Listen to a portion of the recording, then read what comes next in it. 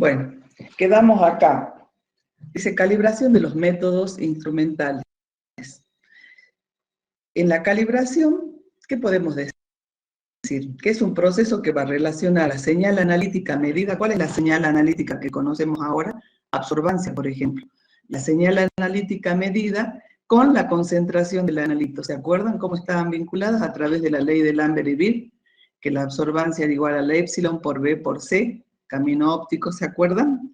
Bueno, esa calibración que relaciona esa propiedad medida con la concentración la vamos a hacer para calibrar un método analizando una muestra estándar de referencia. ¿Qué significa que sea una muestra estándar de referencia? ¿Por qué no lo puedo hacer con cualquier muestra? Porque tengo que tener ciertas condiciones para poder vincular estas dos variables. Ese estándar de referencia contiene uno o más analitos de concentración conocida. Eso me está dando. Referencia, estándar, concentración conocida. ¿Cómo puedo obtener yo esos estándares? Por síntesis. ¿Pero cuándo? Siempre y cuando tenga una composición completa muy parecida a mi muestra. Eso es difícil y llevaría mucho tiempo. Hacer por síntesis un estándar que tenga exactamente lo mismo que mi muestra y con la diferencia que yo conozco perfectamente la concentración de uno o más analitos en la misma. Entonces todo esto es poco práctico. Desde ya tendrá que haber otra forma de resolver el tema. Entonces, para ciertas muestras existen comercialmente estándares de referencia con certificación de su composición. Esos estándares de referencia con certificación de su composición, por ejemplo, podemos hablar de polímeros, para ácidos grasos, para mezcla de hidratos, para aceros, bueno, y puede haber muchos más. Está bien, digo, existen estándares para ciertos tipos de muestras. Pero ¿y cómo habrán logrado tener una composición conocida y certificarla? Bueno, se hace a través de análisis que pueden ser utilizando un método de referencia validado, realizado por varios laboratorios competentes y de prestigio, por lo tanto, analizan varios laboratorios y se saca un promedio. Utilizando dos o más métodos independientes y confiables de medición, o sea, analizando esa muestra por dos métodos diferentes. Entonces, todo eso significa pesos, tanto para comprar el estándar, porque todo involucra poner a punto métodos validados, trabajar con uno o más métodos, laboratorios competentes y de prestigio que puedan certificar esa composición. Entonces, cuando yo voy a calibrar un instrumento que yo voy a utilizar para el análisis químico, decimos entonces que ese instrumento, a través de procesos de medida, obtiene respuestas que los debe contrastar con valores conocidos. Ya me está diciendo, si va a contrastar la respuesta que me da ese instrumento con valores conocidos, desde ya estoy analizando muestras de concentración perfectamente conocidas. Digamos, un ejemplo, si yo ahora que estamos viendo absorbancia, tengo una muestra de hierro que me dice, un patrón de hierro que dice que tiene, digamos, 10 ppm de hierro. Es un patrón, yo lo voy a poner, voy a utilizar la técnica, la disolución, todo lo que diga la técnica y voy a obtener una respuesta. Si a través de esa respuesta yo obtengo 10 ppm, perfecto. Si obtengo 8, si obtengo 12, 14, hay una gran diferencia. No estoy llegando al valor que dice ese material de concentración conocida. Entonces ahí voy a estar viendo qué pasa por qué esa respuesta no tiene coincidencia. Puede ser que por el tiempo que ha transcurrido ha sufrido un envejecimiento el instrumento o parte del instrumento, un deterioro, ha habido una mala limpieza, tal vez necesita un service. Por lo tanto, puedo definir que la calibración es un conjunto de operaciones que en condiciones especificadas establecen la relación que existe, ya lo veníamos diciendo en TQ, entre los valores indicados por un instrumento o sistema, puede ser otra cosa, y los correspondientes valores conocidos de una magnitud de medida. Estamos diciendo lo mismo. Muy bien.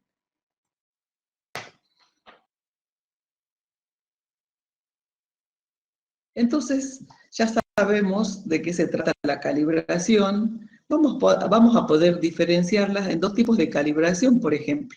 Calibración instrumental, un instrumento, al analizar un patrón de referencia, voy a obtener un valor dado, que lo voy a comparar con el valor conocido que decía ese estándar que compré, y puedo hacer una corrección del instrumento. ¿Cómo voy a hacer esa corrección? Comparando el valor conocido menos el valor que me da el equipo y saco un error. Ustedes ya conocen, en el primer cuatrimestre vimos. Entonces, ese error puede ser positivo o negativo, que yo lo puedo utilizar para corregir cuando analice mi muestra. Ya sé, mira, este instrumento me está dando siempre por encima 2 ppm, digamos, de hierro. Muy bien, entonces yo cuando analizo mi muestra hago esa corrección.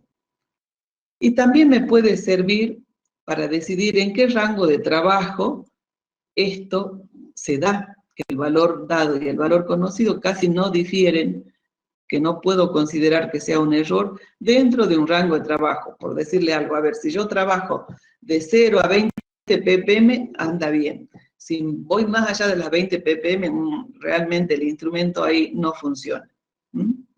O si no decir, mira, en el rango que sea, tiene un error que es grandísimo, no me sirve, no puedo ir arrastrando un error ni positivo ni negativo de esa magnitud, ese instrumento tiene que ir a reparación, está funcionando mal. También se puede hablar de una calibración metodológica. ¿Cuál sería esa? Ya estamos en un tema, vimos la clase pasada, que la respuesta de la ley de Lambert y Beer, o sea, que relacionaba la absorbancia con la concentración, era una respuesta de este tipo, que era una recta, donde la pendiente era epsilon por b. Entonces yo sé que estoy aplicando este método de absorción molecular, voy a analizar un patrón, varios patrones, sé que la respuesta es esta. Si no tengo esta respuesta, o capaz que la tengo dentro de un rango de trabajo, que me va a permitir determinar la sensibilidad, decir, mira, si estamos trabajando de 0 a 40 ppm, se cumple la ley de Lambert y Beer, ese es el rango en el que debo trabajar, es el rango en el que anda bien el método. ¿Estamos de acuerdo? Entonces hablamos de un rango instrumental, una calibración instrumental, perdón, y una calibración metodológica. Vamos a ver que hay diferentes métodos para obtener la concentración. Dentro de la clasificación, nosotros vamos a considerar la calibración con estándares externos, la calibración de adición estándar y la calibración de patrón interno. Por ejemplo, el de calibración con estándares externos, vamos a tratar de encontrar patrones que tengan, por supuesto, concentraciones conocidas del analito, pero el analito no está solo, siempre acompaña en la muestra una matriz, que son todos los componentes de la muestra, salvo el analito. Entonces nosotros vamos a preparar una serie de patrones donde vamos variando la concentración del analito, y nos estamos independizando de la matriz de esa muestra. Vamos a ver cómo se relaciona. Entonces, se puede utilizar este método de calibración con estándares externos cuando yo quiero calibrar un procedimiento de medida, como decíamos recién, cuando quiero calibrar un análisis, cuando quiero hacer corrección de interferencia y decir, acá la matriz está interfiriendo demasiado, no me sirve este método. O puedo decir lo contrario, la matriz no produce interferencia, está bien la respuesta absorbancia en función de la concentración, me da que responde a la ley de Lambert y Beer, donde vemos, acá les he puesto de manifiesto que esa es la pendiente epsilon por b, es la pendiente de la curva de calibrado. Bueno, nosotros de todos estos métodos en absorción molecular vamos a trabajar con este. Cuando hagamos emisión atómica vamos a trabajar con este. Y seguramente cuando realicen problemas van a tratar con este, y también van a hacer la calibración con patrones internos. O sea que son los 3 métodos de evaluación que nosotros vamos a utilizar para determinar diferentes analitos en las muestras que nos vayan a presentar. Entonces vamos a hablar en detalle en qué consiste ese método de calibración con estándares externos. Vamos a preparar una serie de soluciones. Como ya hablamos la clase pasada, ustedes ya vieron, necesitamos preparar un blanco, que ya dijimos que el blanco tenía todo menos el analito. Vamos a preparar una serie de patrones, por lo tanto vamos a ir tomando alícuotas crecientes de un patrón de trabajo. Y vamos a preparar nuestra muestra también analizando, tomando una alícuota de muestra preparada, pesando cierta cantidad de masa, como vimos hace rato no, la semana pasada, llevando a volumen y tomando una alícuota. A ver si no se están... como no puedo interactuar con ustedes tan libremente acá. ¿Se acuerdan? Estamos hablando de esto. Que yo preparaba un patrón bien concentrado, después podía preparar un patrón más diluido, del cual íbamos tomando diferentes alícuotas para preparar la serie de patrones. La muestra también, se pesaba cierta cantidad, se trataba de la forma que haga falta para llevar la solución, haciendo una digestión, cenizas y demás, y preparo la muestra en solución. De esa muestra en solución seguramente yo voy a tener tal vez que hacer una dilución, o de ella directamente puedo tomar una alícuota de muestra de la que estamos hablando ahora.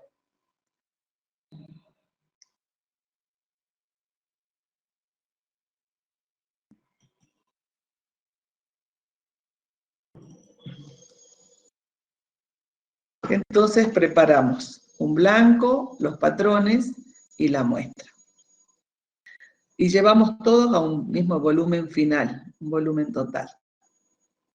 Bueno, acá fíjense que tenemos la concentración, la absorbancia, la concentración, la absorbancia. Vamos a ver, analizamos, ponemos cada uno de esos tubos en el espectrofotómetro y vamos a tener acá no dice absorbancia, sino dice señal, la señal analítica, porque puede ser absorbancia, emisión, diferencia de potencial, áreas de pico en cromatografía, o sea, cualquier método instrumental puede ser tratado de la misma forma, con estándares externos. Por lo tanto, no voy a decir absorbancia, sino digo la señal analítica. Y en nuestro caso en particular sería la absorbancia en función de la concentración.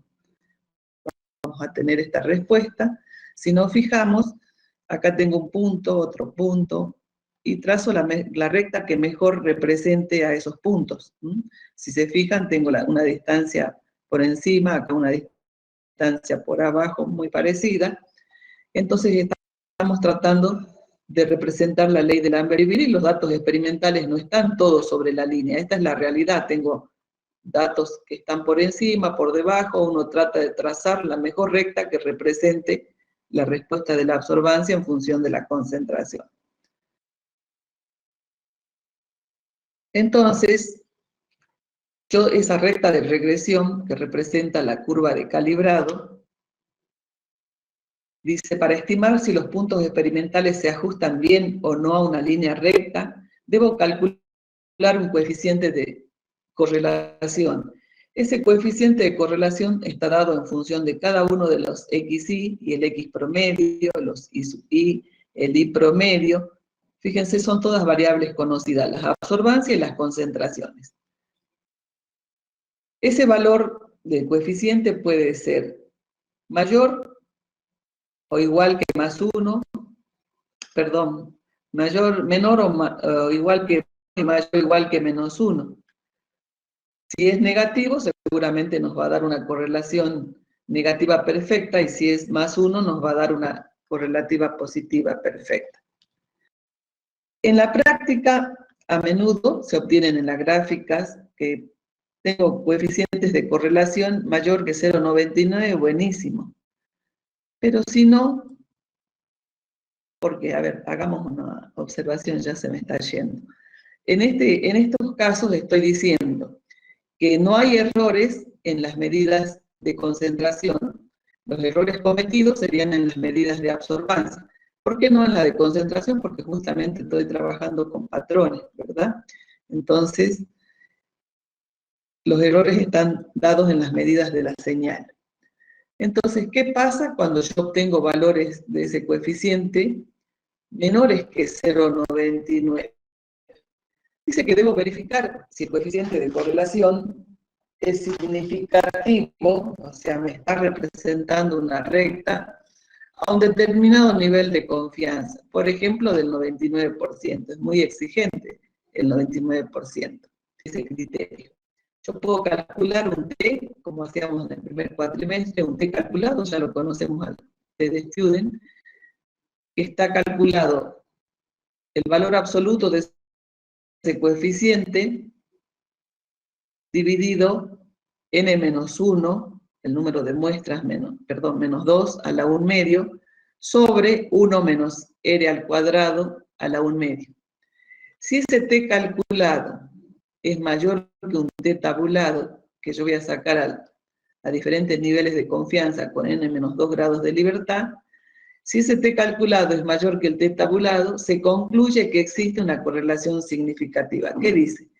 Que a pesar de que sea menor que 0,99, a ese nivel de confianza acabo de demostrar que sí, esa representación me relaciona a través de una recta los valores de absorbancia con la concentración. Bueno, de la misma forma entonces uno puede, bueno, acá está, dice, se supone que los errores se presentan en los valores de y y que los valores de x están libres de error, es lo que les decía. Bueno, si yo la ecuación de la recta demostrar va a ser igual a b por x más a, donde b va a ser la pendiente y a una ordenada al origen. Si bien nosotros decimos que cuando hago la curva de calibrado, el primer punto es 0, dice, vendría a ser la del blanco, porque acá estoy representando concentraciones del patrón. Y en este tubo yo no tengo nada de patrón. ¿Sí? Tiene todo menos el analito. A partir de este tubo yo empiezo a tomar cantidades crecientes de patrón, o sea, de analito. Bueno, entonces en el primero, la concentración del patrón es 0. Y si es 0, ¿va a haber absorbancia? Y no, porque no tengo el analito. ¿Quién va a absorber? Entonces el primer punto de paso es el 0. Y si nos fijamos, decíamos que nos daban no puntos que estén todos sobre la misma recta. Entonces, esto queremos llevar acá. Tengo entonces una recta de regresión que no es exactamente igual a la ley de Lambert-Beer, porque la ley de Lambert-Beer me decía que la absorbancia era igual a epsilon por b por c, o sea, la absorbancia era I, la concentración C es X, era la ecuación de una recta que tenía pendiente, epsilon por b, pero no tenía ordenada al origen. Bueno, sin embargo, acá cuando hago la regresión, la recta de regresión, con los datos experimentales, voy a obtener una recta que va a tener una pendiente y una ordenada al origen. Esa ordenada al origen la puedo calcular a partir de los valores promedios y a partir de la pendiente. Y la pendiente la puedo calcular en función de los XY, el X promedio, el Y sub I, el Y promedio. ¿Estamos de acuerdo? Entendemos hasta ahí que experimentalmente esa ecuación de Lambert y Beer se transforma en esta recta de regresión donde yo voy a tener una ordenada al origen que puede ser positiva o negativa. Ustedes van a ver después de los datos experimentales, seguramente acá me está mostrando que no pasa por el origen. ¿Estamos de acuerdo? Bueno, ustedes van a calcular. Bueno, entonces también podemos hablar de errores aleatorios estimados en el valor de la pendiente y de la ordenada al origen y sus desviaciones correspondientes. Entonces la desviación estándar de la pendiente va a ser calculada a través de esta expresión, donde conocemos cada una de estas partes y nos aparece un término nuevo, S de IX, que es la desviación estándar de Y respecto de X.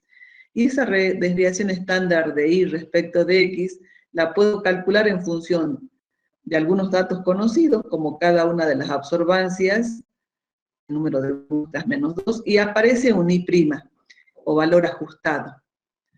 ¿Y ese valor ajustado quién es? Fíjense, resulta que yo experimentalmente obtuve el valor I2, por ejemplo, y experimentalmente el valor I3. Pero cuando trazo la recta de regresión calculada, es esta la recta. Entonces, el valor de I2' sería el valor de I2 tomada en la recta. El valor de I3 tomada en la recta, o sea, corregido con la recta de regresión. ¿Estamos de acuerdo? Sería el valor corregido. ¿Y cómo lo obtengo? Y bueno, pensé que lo había puesto, a ver, déjenme, ya me parece que no lo tengo. Bueno, entonces nosotros tenemos una ecuación de la recta. ¿Hasta ahora nos quedó claro quiénes son los primas, chicos? ¿O hay alguna pregunta? O sea, cuando yo trazo la mejor recta que represente esos puntos, me van a quedar puntos por fuera. Cuando yo llevo esos puntos sobre la recta, se transforman en los I', o sea, los valores ajustados de I sobre la recta. ¿Y cómo los obtengo? Y bueno, tengo la ecuación de la recta. Entonces, ese valor ajustado, el I', va a ser igual para cada uno de los X, Y. Tengo la pendiente y tengo la ordenada al origen, voy calculando los I sub I'. ¿Estamos de acuerdo? Con la ecuación de la recta. Bueno, entonces puedo encontrar la desviación de la pendiente, la desviación estándar de la ordenada al origen y la desviación estándar de Y respecto de X. Todo esto quiero llevar al límite, para determinar el límite de confianza de la pendiente y el límite de confianza de la ordenada al origen, ya conocemos. Todo esto para nosotros es conocido, vimos en el primer cuatrimestre. Sería el límite de confianza para B, más menos P por la desviación estándar de B, A más menos por la desviación estándar de A. El T de Student se obtiene la tabla para diferentes grados, niveles de confianza y N-2 grados de libertad. Eso lo conocen. Bueno, esto es lo ven en su casa, es para cómo harían ustedes. Tal vez ya queda obsoleto, pero bueno, encontraba yo en el Excel para hacer una curva calibrada, siempre ponemos el valor de las X en la primera columna, de las Y en la segunda. Vamos a gráficos. Ustedes ya lo saben hacer seguramente, y ahora no me quiere ir. ¿Qué ha pasado?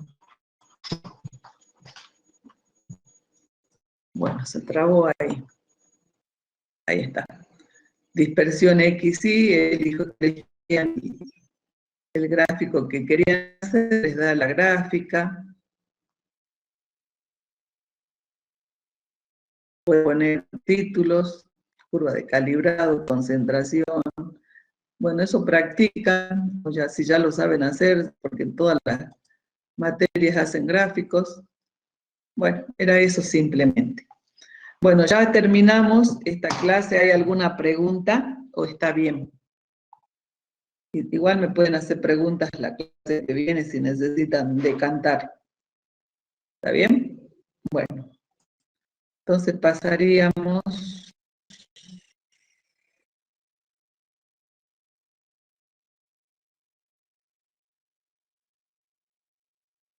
A ver...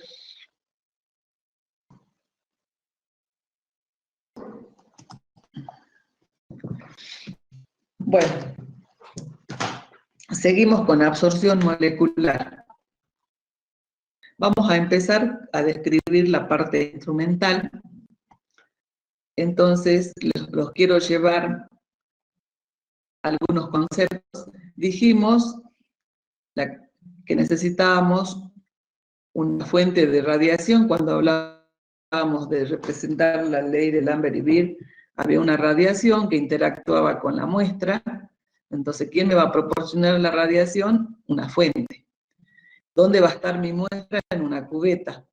Entonces viene esa radiación, interactuaba con la muestra, parte de esa radiación se absorbía y lo que no se absorbía se transmitía. Entonces, necesito ponerla en una cubeta, pero necesitaba seleccionar una longitud de onda de esa radiación, necesitaba que alguien detecte. Bueno, en términos generales, a ver, ¿qué estará diciendo la profe? Sería esta, de bloque de un fotómetro, o un fotómetro, o fotocolorímetro. Una fuente de radiación. Viene una radiación, necesito que solamente pase cierta cantidad de radiación. Hay un selector de longitud de onda. Parte de esa radiación va a interactuar con la muestra y se va a absorber, y lo que no se absorba se transmite. Alguien tiene que detectarme esa radiación transmitida para que después finalmente la transforme de manera que sea útil para el analizador en una escala logarítmica, digital, de manera que los datos le sirvan para cuantificar. Tenemos este programa de un espectrofotómetro o un fotómetro o fotocolorímetro. ¿En qué se van a diferenciar? Fíjense, en el selector de longitud de onda. Cuando yo como selector de longitud de onda tengo un monocromador, estoy hablando de un espectrofotómetro. Ya vamos a decir por qué. Si ese selector de longitud de onda es un filtro de absorción, estamos hablando de un fotómetro o fotocolorímetro. Bueno, a ver. Entonces, esos serían los componentes instrumentales básicos. También la clase pasada creo que les hablé de los tubos Nessler, cuando en el diagramita del método de análisis, y ahora, ¿dónde está? No está, bueno, los tubos Nessler, miren,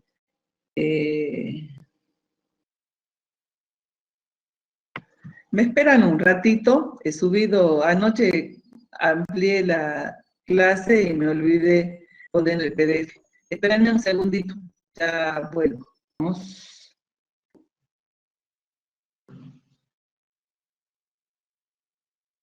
Acá preguntaba Julieta, para obtener el valor ajustado de XY no cambia, XY no cambia, ¿no?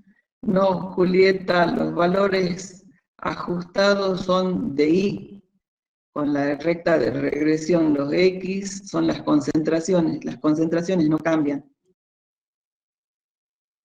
Es el de la recta de regresión. Sí, los valores de X son los valores de las concentraciones de patrones con los que empezaste a trabajar. Son los que vas a cambiar, solamente son ajustar los valores nuevos de absorbancia con la recta de regresión. Bueno, algunos dicen que necesitan decantar, buenísimo, pueden preguntarme en la clase que viene, antes que empecemos, yo les pregunto. Bueno,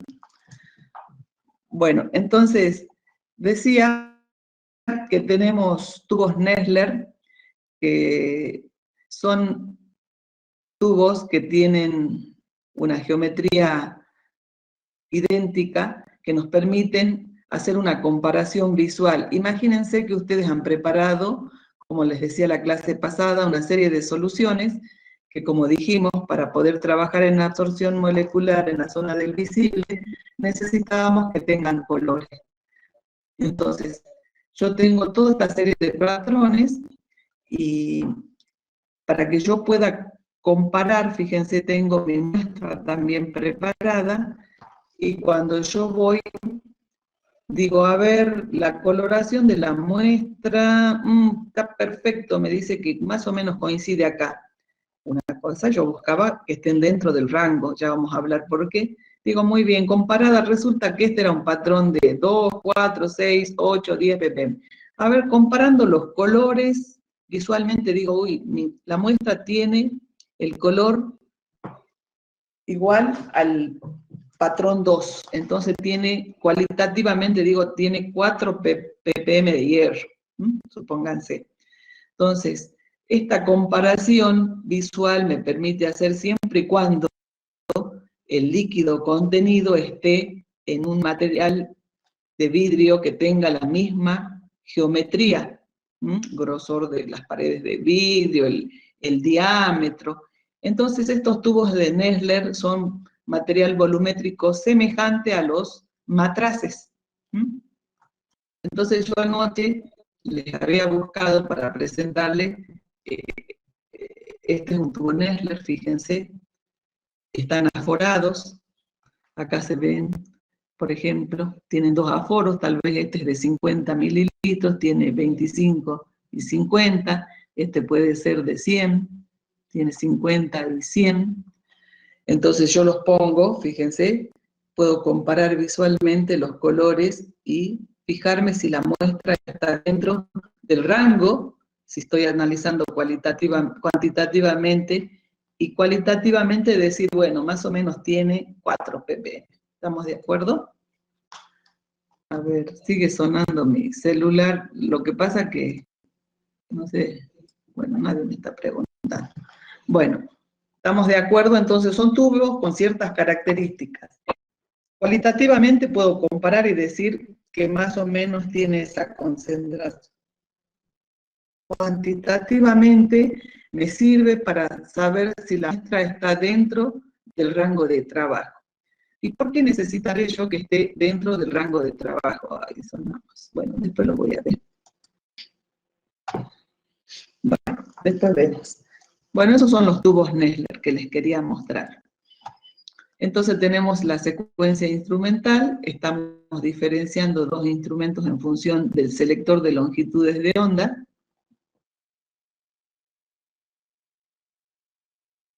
Entonces vamos a hablar del primer componente, que son las fuentes de energía, que podemos distinguir dos acá, una lámpara de tungsteno o wolframio, que es para trabajar en la zona del visible, de 350 a 2200 nanómetros, una lámpara de deuterio que se trabaja en el ultravioleta para longitudes de onda menores que 3, fíjense más o menos ese sería el límite, 350, 380, por debajo de 380 estaríamos en la zona del ultravioleta, por arriba de 380 en la zona del visible, ¿sí? Bueno, acá dice que con energía eléctrica se excita el deuterio y al volver al estado fundamental, elimina una radiación que es la que va a proporcionar para que trabaje el equipo con esa fuente. El segundo componente era el selector de longitudes de onda. Ustedes vayan viendo acá, ¿no es cierto? Venía radiación, por ejemplo, la luz blanca. Parte de esa radiación yo voy a seleccionar con un monocromador, lo que selecciona interactúa con la muestra, lo que no absorbe pasa, lo detecta el detector, lo transforma y va a un instrumento de lectura, de manera tal que yo voy a decir, cuanto más transmita, menos absorbido, o sea, hay menor concentración de la muestra. Todo eso es para poder relacionar la propia medida. Muy bien, entonces el segundo componente era ese selector de longitud de onda, que si es un monocromador se llama espectrofotómetro, no se olviden. La parte más importante de ese monocromador es una red de difracción. A ver, ¿qué es esa red de difracción? Bueno, antes de irnos veamos mejor qué es. Esa red de difracción, dice, es una superficie pulida Esta es una vista de arriba, yo estaría viendo desde arriba, es una superficie pulida, despejada, que tiene un montón de hendiduras, así como hacen los caminos para sembrar los agricultores, bueno, así tenemos. Fíjense, ¿cuántos números de líneas grabadas pueden ser? De 300 a 2000 líneas por nanómetro, perdón, por milímetro. En la zona del ultravioleta visible pueden tener de 300 a 2000 líneas por milímetro. Entonces la superficie pulida, si yo la veo desde costado, estas serían las hendiduras. Estas serían las hendiduras. Entonces, hay una expresión que da el orden de reflexión. No se olviden que estamos hablando de la radiación electromagnética, que tenía un comportamiento de onda y de cuantos de energía. Y por ese comportamiento de onda se daban los fenómenos que nosotros no queríamos cuantificar en este caso, que podía ser reflexión, refracción. Entonces, hablando de reflexión, acuérdense que podía haber superposición en forma constructiva y destructiva de las ondas, de diferentes niveles también. Entonces, uno tiene que tener en cuenta esos fenómenos al trabajar con un espectrofotómetro y tener es el sector de longitud de onda que es un monocromático. Entonces aprovecha, esta sería la vista de arriba, esta una vista de costado, y no voy a entrar en detalles, antes les sabía dar, pero es comentarles algo que después no lo pueden explicar en el final. Entonces fíjense, si yo tengo la normal, viene una radiación, incide, que sería el ángulo de incidencia, se refleja, este sería el ángulo de reflexión, y la diferencia entre el ángulo de reflexión y el ángulo de incidencia vendría a ser un ángulo beta, que justamente este ángulo beta coincide con el ángulo que se forma en este surco de la red de difracción.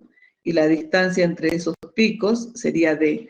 Hay una expresión que da el orden de reflexión, n por lambda, de la distancia, seno del ángulo de incidencia más seno del ángulo de reflexión. Y entonces, en algún momento, cuando vayamos describiendo los componentes instrumentales, van a ver que hay supresores de orden superior. ¿A qué se refiere? Por ejemplo, acá si yo tengo de primer orden y la longitud de onda que sea de 300 nanómetros, va a coincidir con, por ejemplo, con una de orden 2 y de 150 nanómetros. 2 por 150 es 300 y acá había 300, o sea, que ahí habría coincidencia. Y lo que se hace cuando uno trabaja con estos instrumentos es trabajar con los órdenes menores, o sea, con la de primer orden, por ejemplo. Por lo tanto, tendría que suprimir el orden 2, el orden 3, y así sucesivamente. Solamente quiero que conceptualmente vean eso, para que entiendan cuando aparezca un componente instrumental que diga supresor de órdenes superiores. Entonces, hay historias, como les decía, si tengo de primer orden una longitud de onda de 300, va a ser coincidente con una de segundo orden y de 150 de longitud de onda. Bueno, entonces, lo importante era saber que era un monocromador, que ese monocromador dice que tiene una red de difracción, que es en realidad el corazón del monocromador, que esa red de difracción es una rejilla muy pequeñita, de pequeñas dimensiones, tiene esa característica de tener líneas por milímetro al cuadrado. Fíjense que son hendiduras espejadas que reflejan la luz, entonces se cumple esto. Bueno, para que entendamos más a dónde quiero ir, primero creo que me voy a ir acá a ver. Déjenme que juegue con la clase, porque yo pongo en lugar de ustedes y digo, me parece que no estoy entendiendo. Acá. Fíjense, esto sería el esquema de un espectrofotómetro. Ahora hagamos hincapié solamente en todo lo que está acá entre líneas de punto, es el monocromador. Y esto pequeñito que está acá es la red de difracción. Entonces, todo esto es el monocromador. Fíjense que son espejos, espejos, espejos, red de difracción, todo ese camino que hace la radiación hasta salir. Ya voy a volver acá. Lo único que quería es ubicarlo, que esa es la red de difracción, el corazón del monocromador, que son todos estos componentes ópticos. ¿Estamos de acuerdo?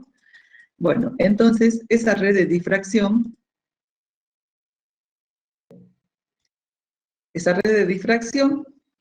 es el corazón del monocromador, que es el selector de longitud de onda en un espectrofotómetro. Muy bien.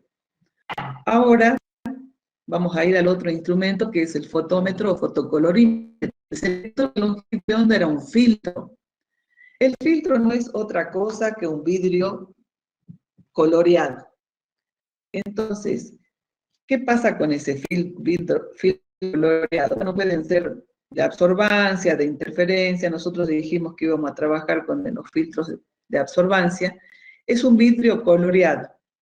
Si yo estaría viendo la respuesta del porcentaje de transmitancia que tiene ese vidrio en función de la longitud de onda, yo tendría un gráfico de este tipo.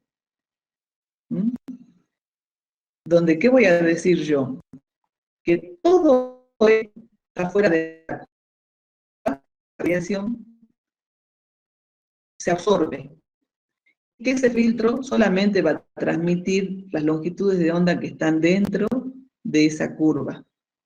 Y también voy a decir que se absorbe con mayor intensidad los colores complementarios del color de la solución. ¿Estamos de acuerdo? Entonces, supónganse, si yo tengo una solución roja,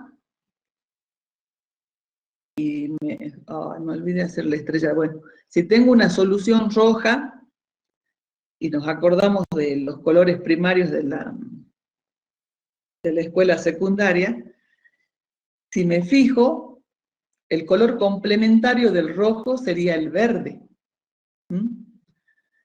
Entonces, resulta que ustedes irían a este tipo de instrumento, un fotocolorímetro, donde voy a tener filtros o vidrios de diferente color.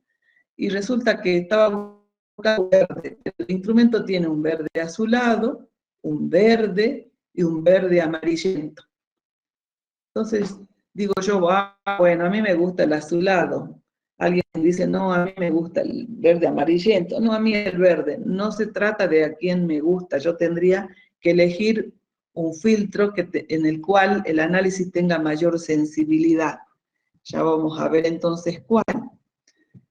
Solamente nos va a quedar ahora de concepto que si yo tendría la representación del porcentaje que transmite ese vidrio en función de la longitud de onda, tengo una respuesta de este tipo. Se absorben todas estas longitudes de onda y se transmite solamente estas. Y que el filtro generalmente trabajan al 50% de transmitancia. Y yo al hacer al 50% de transmitancia, estoy definiendo un delta de longitudes de onda de trabajo de ese filtro. Para comparar, estos deltas de longitudes de onda para un filtro pueden estar en el orden de 30 a 250 nanómetros. ¿Sí? Comparado, fíjense ese delta, con un delta que me puede dar un monocromador, una red de difracción, un delta de 1 a 2 nanómetros. ¿Qué les parece?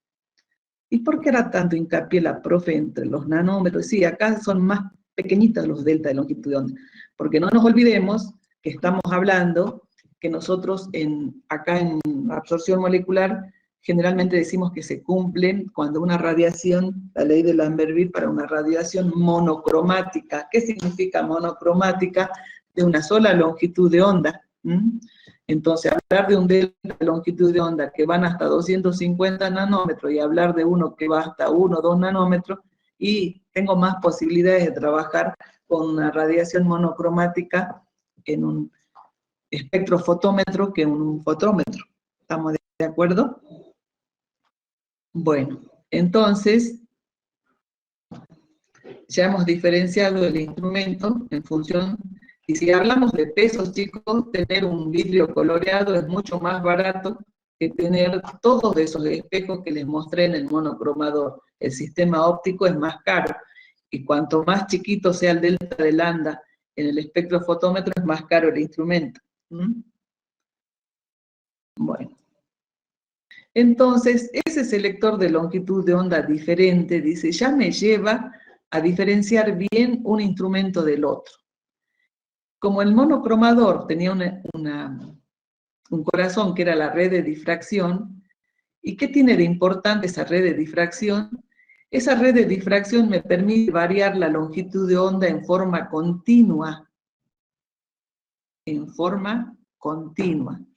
Si yo varío o sea, supónganse que estoy trabajando en un rango de 440 nanómetros, 540 nanómetros, yo pongo 440, 445, 450, 455 y así. Cada una de esas longitudes de onda para barrer todo ese delta de longitudes de onda.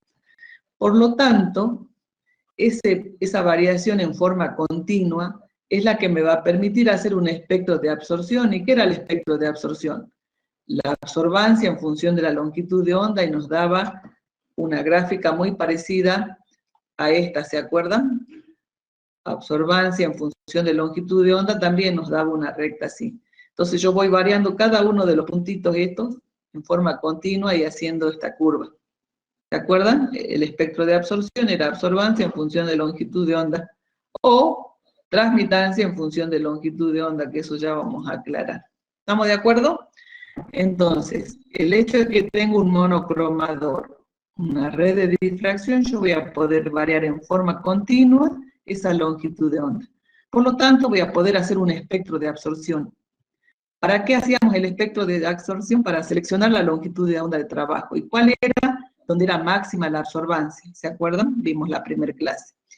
Muy bien, y después que yo seleccionaba esa longitud de onda de trabajo, podía hacer la curva de calibrado. Con las soluciones patrones, ver si se cumple la ley de Lambert y Beer. Y finalmente, de esa curva de calibrado, yo podía encontrar la concentración de alnanito en la muestra. Ahora, si no tengo un monocromador, sino que tengo un filtro, no me permite variar en forma continua, solamente en forma discreta. Tendré un vidrio verde, un verde azulado, un verde amarillento, un azul, un rojo, que están definidos, esos filtros están definidos, fíjense, tienen un rango, y quien los caracteriza es esa longitud máxima. Cuando ustedes vean el instrumento, tiene una perilla. Y en esa perilla tengo un filtro de 460, de 490, de 560 y así. Esa perilla, decir 490, está diciendo que ese filtro, este es el 490. Trabaja este delta de lambda, pero esto individualiza el filtro y es 490. Pero entre 490 y 460 yo no tengo posibilidades de tener información. Entre 490 y 530 no tengo posibilidades. O sea, que cuando tengo un filtro no puedo variar en forma continua, sino en forma discreta. Por lo tanto, no puedo hacer un espectro de absorción. No lo puedo hacer al gráfico de espectro de absorción. Entonces, ¿cómo haré para seleccionar el filtro que decía la profe que tengo que utilizar? Y tendré que hacer curvas de calibrado para cada filtro. Hago curvas de calibrado para cada filtro y selecciono el que me dé mayor sensibilidad al método, y después que elijo ese filtro hago la curva de calibrado y encuentro de nuevo la concentración de la muestra de la misma forma que hacía con una curva de calibrado. ¿Estamos de acuerdo? Entonces, este es más barato que hago espectros de absorción, acá no, hago curvas de calibrado, no puedo hacer espectros de absorción, no varía en forma continua. Son grandes diferencias que la tienen que entender. No es lo mismo hablar de un espectrofotómetro que de un fotómetro o fotocolorímetro. Bueno, entonces, si estaría seleccionando ese filtro que les decía, hago diferentes curvas de calibrado. Supónganse, tengo el verde azulado, el verde amarillento, no sé cuál es el orden, no lo sé de memoria, ni tampoco viene al caso, ¿no es cierto? Haría 3 curvas de calibrado. Y como decía la profe, ¿y dónde voy a hacer la medición de mi muestra? O sea, ¿con cuál curva de calibrado me quedo? ¿Con cuál trabajo? Voy a trabajar con la que tenga mayor sensibilidad. Y acá estamos hablando de sensibilidad del método de análisis, del método instrumental. ¿Y cómo vamos a definir la sensibilidad? Como la variación de la propiedad medida, en este caso sería de la absorbancia, en función de la variación de la concentración. Entonces, ¿cuándo va a ser más sensible? Si yo lo veo matemáticamente, cuanto más grandes sean los delta de A y más chicos los delta de C, me va a dar el S más grande, ¿verdad? Y químicamente, ¿qué voy a estar diciendo? Que por muy próximas que estén las concentraciones, yo voy a poder ver grandes variaciones de absorbancia. A ver, entonces, si yo hago en este filtro, en este, y suponiendo que este, bueno, acá lo estaría descartando a este, se supone que el que mayor sensibilidad tiene, el que tiene mayor pendiente. Entonces, si yo digo que el que tiene mayor pendiente, sería este. Bueno, a este lo voy a descartar porque no cumple la ley del Lambert-Eaton, ¿no es cierto? Listo. Sacrifico a esta, tengo que elegir entre estos dos. Entonces, fíjense si yo tendría que elegir entre estos dos, y tengo dos concentraciones, síganme en el dibujo. Resulta que voy a ver esta longitud de onda, perdón, esta concentración, este delta. Tengo una muestra que está acá. Tengo otra muestra que está acá. Entonces, si vengo a esta muestra, veo la absorbancia ahí. La muestra muy cercana, vengo ahí. O sea, los delta de absorbancia que veo son chiquititos. Si tomo el siguiente, el mismo rango de concentraciones, vengo acá, absorbancia. El otro que estaba muy cerca, vengo acá, o sea, me fijo, acá hay más grandes variaciones de la absorbancia que con este filtro, ¿no es cierto? Y cuanto mayor sea esa pendiente, si esta hubiera estado bien, fíjense, si comparaba al mismo rango, me daba más grande el delta de absorbancia. ¿Estamos de acuerdo? Entonces, yo elegiría para analizar cuando tengo un filtro, el filtro que tiene mayor pendiente. ¿Cuál es? En este caso este está descartado porque no cumple la ley, sería este. ¿Por qué? Porque por muy próximas que sean las concentraciones, el instrumento es capaz de detectar grandes variaciones de absorbancia. ¿Estamos de acuerdo? Bueno. El otro componente serían las cubetas, o sea, ¿en qué va a estar la muestra? Bueno, dependiendo de la zona, si estamos en el visible, dice que la cubeta puede ser de un vidrio ordinario o de sílice, si estamos en el ultravioleta, de sílice fundida o cuarzo, bueno, y en el infrarrojo de estos componentes. Y acá más o menos tenemos la sílice, tiene un intervalo de nanómetros de 150 a 3000, el vidrio de 375 a 2000. ¿Cómo pueden ser las cubetas? De esta forma geométrica o de esta. Nosotros en la cátedra tenemos las dos. Estas no las tenemos, existen por ejemplo para muestras de gases, para la parte del infrarrojo, nosotros no trabajamos en esa zona, o sea que pueden ser cilíndricas o prismáticas. Muy bien. El otro componente ya venía la fuente, el selector de longitud de onda, la muestra que está en una cubeta, ahora viene el detector. Alguien tiene que detectar. En realidad, se llama, el detector es un fototubo multiplicador que se basa en el efecto fotoeléctrico, que mejor lo vamos a ver acá. Acá, fíjense cómo sería. Ese tubo fotomultiplicador estaría compuesto por una ventana por la cual va a entrar la radiación y tenemos una serie de dínodos que son electrodos auxiliares, que uno con respecto al otro está 90 voltios más positivos, y tenemos un ánodo. Bueno, ¿qué pasa? Resulta que viene la radiación, pasa por esa ventana y choca con ese dínodo, que fíjense cuál es acá está clarito, un cátodo que es recubierto con una superficie fotoemisora, ¿sí?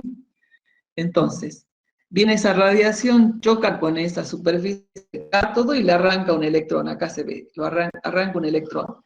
¿Y por qué es atraído hasta el siguiente dínodo? Porque está 90 voltios más positivo este que este. Entonces, arrancado con fuerza, choca y arranca más electrones, y este más, y este más, y este más, y este más, hasta que toda esa corriente de electrones son recibidos en el ánodo, y se ha multiplicado esa corriente eléctrica. Entonces, fíjense, ¿qué hace un detector? Primero, detecta esa radiación, transforma en energía eléctrica, o sea, la transduce, la transforma en energía eléctrica y la amplifica. ¿Estamos de acuerdo? Hace todo eso el tubo fotomultiplicador. Detecta, transduce o transforma y amplifica. Entonces, fíjese cuánto amplifica. De orden de 10 a la sexta, hasta la séptima veces esa señal. Con la condición de que este está 90 voltios más que hasta que va amplificando esa corriente de electrones.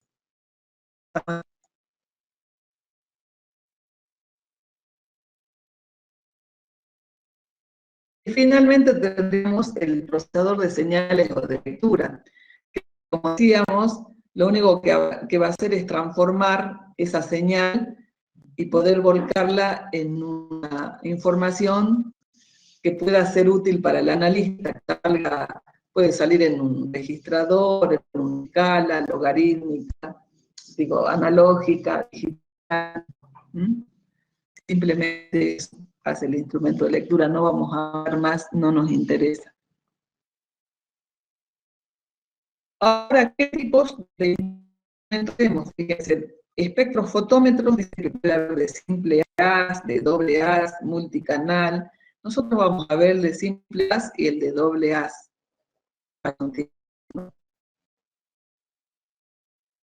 Bueno, no sé.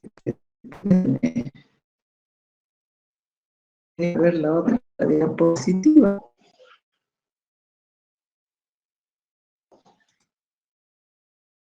A ver qué le está pasando.